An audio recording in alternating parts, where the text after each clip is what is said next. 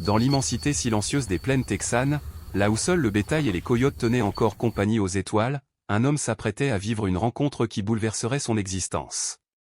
La nuit avait englouti l'horizon. Seule subsistait la lueur tremblante d'une lampe de poche, oscillant dans la main d'un cavalier solitaire. Il s'appelait John Miller. Ranché depuis sa jeunesse, il foulait depuis des décennies les mêmes terres que son père et son grand-père. Ses bottes usées, tannées par le temps, portaient la mémoire de générations entières enracinées dans ce sol. Mais cette nuit-là, le paysage semblait étranger. Le vent chaud et sec charriait l'odeur âcre de poussière. Les meuglements du bétail résonnaient comme des cris d'alarme, amplifiant son malaise. Les voisins murmuraient que la sécheresse l'achèverait. Aucun homme ne peut survivre à une saison pareille, avait chuchoté l'un d'eux au restaurant du village. Pourtant, John persistait. Chaque jour, sans sommeil, il chevauchait à travers ces champs craquelés, accompagné de son chien Rusty, cherchant un veau disparu, réparant une clôture, tentant de sauver l'irréparable. Tout semblait chargé d'une intensité nouvelle, le crissement des sabots sur la terre dure, le froissement désespéré des touffes d'herbe mourantes, puis ce silence oppressant, lourd, presque insoutenable. Ce soir-là, au loin, une étrange lueur se mit à scintiller contre les rochers d'une colline basse. John crut d'abord à un caprice de la lune. Mais à mesure qu'il s'approchait, une silhouette se forma. C'était une femme. Vêtue d'une lumière fluide, d'un bleu profond, elle semblait flotter dans l'air. Ses yeux doux, ses mains tendues vers lui, son regard perçant traversèrent toutes les murailles qu'il avait dressées autour de son cœur. Cette nuit-là, la vie du rancher changea pour toujours. John Miller n'était pas un homme que l'on remarquait facilement en ville. Silencieux, large d'épaules, le visage creusé par le soleil et le vent, il ressemblait à tant d'autres ranchers. Mais pour ceux qui le connaissaient, il portait en lui un poids que nul ne pouvait ignorer. Sa maison en bois, modeste et isolée, gardait encore les traces d'un passé heureux. Des photographies jaunies de Sarah, sa défunte épouse, pendaient au mur, figées dans un sourire éternel. 5 ans s'étaient écoulés depuis que le cancer l'avait emporté, et avec elle, la foi de John. La prière, autrefois rythme paisible de leur couple, s'était éteinte. La Bible que Sarah lisait chaque soir gisait désormais fermée, couverte de poussière. Chaque matin, il chaussait ses bottes, avalait une tasse de café noir et sortait affronter l'air sec. Rusty, fidèle compagnon, bondissait à ses côtés, encerclant le troupeau avec une énergie farouche. Autour d'eux, la terre se fissurait comme du vieux cuir, jadis fertile, désormais brisé par la sécheresse. Mais le plus difficile n'était pas le travail. C'était le vide. Ses enfants, devenus adultes, avaient quitté le ranch pour la ville. Sarah n'était plus là. Ses soirées s'achevaient souvent devant une bouteille de whisky, sous la lueur vacillante d'une lampe à huile. En ville, on chuchotait qu'il avait changé. On disait qu'il n'était plus que l'ombre de lui-même. Pourtant, sous cet extérieur usé, persistait une obstination farouche, une étincelle d'espérance qu'il refusait de nommer. La sécheresse devint un siège. Jour après jour, le soleil texan écrasait la terre comme un marteau. Les pâturages verdoyants n'étaient plus que poussière. Les ruisseaux s'étaient asséchés, laissant des lits craquelés comme des cicatrices. Les abreuvoirs n'étaient que des fosses vides. Le bétail, autrefois robuste, se déplaçait avec lenteur, les côtes saillantes, les yeux ternes. Plus d'une fois, John trouva une vache effondrée, trop faible pour se relever. Alors, chapeau en main, il se contentait de rester silencieux, puis de poursuivre sa ronde. Les voisins, eux aussi accablés, lui conseillaient de vendre, d'abandonner. Mais John secouait la tête. Cette terre appartient à ma famille depuis trop longtemps. Je mourrai ici avant de l'abandonner. C'était à la fois fierté et désespoir. Le soir, quand il s'asseyait sur son perron, Rusty collé contre sa jambe, John levait les yeux vers le ciel et murmurait. « Dieu, si tu es là, montre-moi quelque chose. N'importe quoi. » Mais seules les étoiles répondaient, scintillant avec une indifférence cruelle. Un dimanche soir, alors que le soleil saignait sur l'horizon, John, brisé par la fatigue et le chagrin, éclata. Tombant à genoux sur l'herbe sèche, il hurla vers le ciel. « Où es-tu? Te soucies-tu seulement de moi? Je suis en train de tout perdre. » Sa voix résonna dans le vide, brute, déchirée. Rusty, surpris, aboya puis se tut, comme s'il pressentait un changement invisible. C'est alors qu'il vit, sur une crête lointaine, une faible lumière. Ce n'était ni du feu ni de la fumée.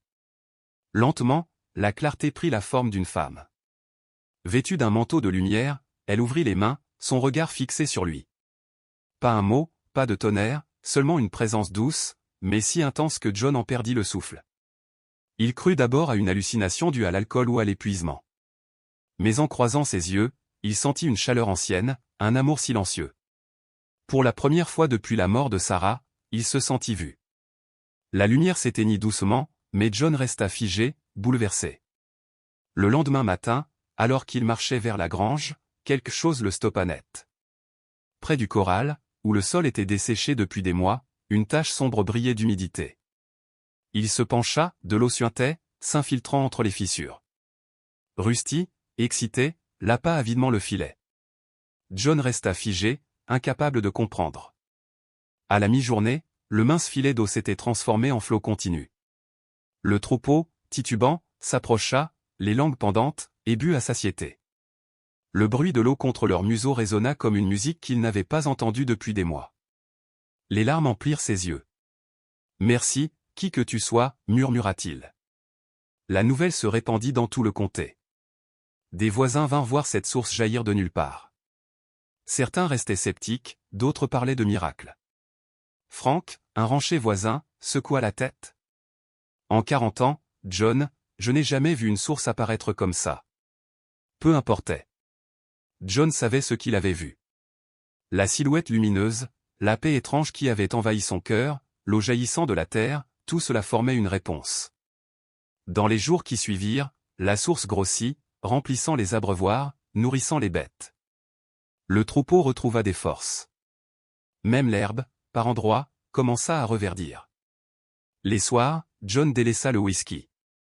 À la place, il remplissait des seaux à la source pour les veaux les plus faibles. Ses lèvres, jadis prêtes à blasphémer, murmurèrent de nouveau. « Merci, Seigneur. » Il n'était pas certain d'avoir vu la Vierge elle-même. Mais au fond de lui, il savait, il avait crié dans son désespoir, et le ciel avait répondu. Un soir, un petit groupe de fidèles de la paroisse vint sur ces terres. Ils plongèrent leurs mains dans l'eau claire, firent le signe de la croix.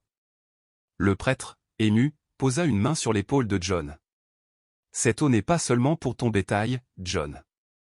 Elle est pour toi. » Cette nuit-là, sous le ciel étoilé, John rouvrit enfin le tiroir où reposait le chapelet de Sarah. Ses doigts rugueux caressèrent les perles lissées par les mains de son épouse. Sa voix se brisa lorsqu'il prononça un « Je vous salue, Marie », qu'il croyait oublier. Mais dans ce murmure fragile, quelque chose renaquit.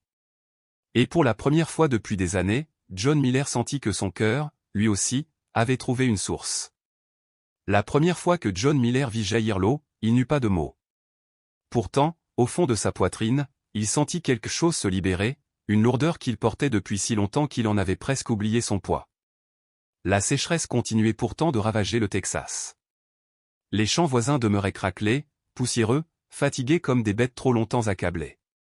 Mais là, sur son ranch, à la source mystérieuse, la vie avait repris. Pendant des jours, l'eau coula sans s'arrêter, mince ruban clair traversant la terre morte. Le bétail reprenait des forces, les veines de leurs cous redevenaient fermes, leurs yeux plus vifs. Les voisins s'étonnaient, murmuraient entre eux, certains parlaient de miracles. Même le petit journal local osa un entrefilet, une source d'eau inexpliquée sauve un ranch du Panhandle. Pour beaucoup, c'était une curiosité, une anecdote insolite. Mais pour John, c'était une énigme qui lui rongeait l'âme. Chaque soir, lorsque le silence retombait sur ses terres, il s'asseyait sur le porche et levait les yeux vers les étoiles.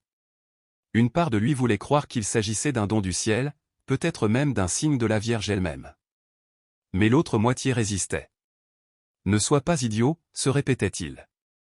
Peut-être n'était-ce qu'un aquifère oublié, brisant enfin la croûte sèche de la terre.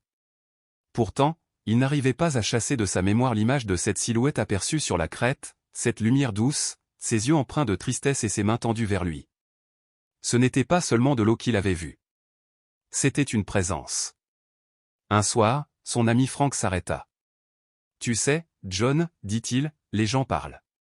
Certains disent que c'est un miracle. D'autres, que tu perds la tête. » John eut un rire bref et amer. Peut-être un peu des deux. Il voulut en dire davantage, mais les mots s'étranglèrent dans sa gorge. Il n'était pas prêt à confesser ce qu'il avait réellement vu. Les nuits devinrent agitées. Le whisky calmait les bords de ses pensées, mais pas ses rêves.